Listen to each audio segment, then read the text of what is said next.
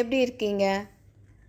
நம்ம எல்லாருக்குமே வாழ்க்கையில் ஆசைகளும் கனவுகளும் இருக்கும்.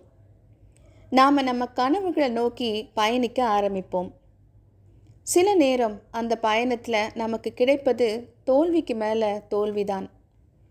அப்போ நம்ம என்ன செய்கிறோம்? நாம் இனிமே எவ்வளவு முயற்சி பண்ணாலும் நம்மளால் எதுவும் செய்ய முடியாது, நாம் தோற்று தான் போயிடுவோன்னு நம்ம கனவுகளை கைவிட்டுடுவோம். இப்போது உங்களுக்கு பிடித்த இடத்துக்கு போகிறதுக்கு காரில் கிளம்புறீங்கன்னு வச்சுக்கலாம். போகிற வழியில் நிறைய இடத்துல ரெட் சிக்னலில் மாட்டிக்கிறீங்க. சில இடத்துல கொஞ்ச நேரம் வெயிட் பண்ணுறீங்க, சில இடத்துல ரொம்ப நேரம் வெயிட் பண்ண வேண்டியதாக இருக்குது. டிராஃபிக்கும் ரொம்ப அதிகமாக இருக்குது. இப்போ நீங்கள் என்ன செய்வீங்க? ரெட் சிக்னலே வந்துட்டு இருக்குன்னு வீட்டுக்கு திரும்பி போயிடுவீங்களா? நிச்சயமாக திரும்ப மாட்டீங்க தானே. சில இடத்துல ரெட் சிக்னல் வந்தாலும் கண்டிப்பாக க்ரீன் சிக்னலும் வரும்.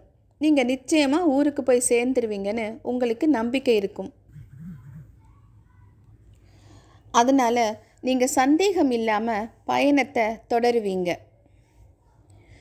அப்புறம் உங்கள் கனவுகளை பற்றி மட்டும் ஏன் சந்தேகம் வருது? ஏன் பாதியிலேயே கைவிட்டுடுறீங்க? இப்பையோ அப்புறமாவோ நிச்சயம் உங்களோட கனவுகள் பலிக்கும் தானே.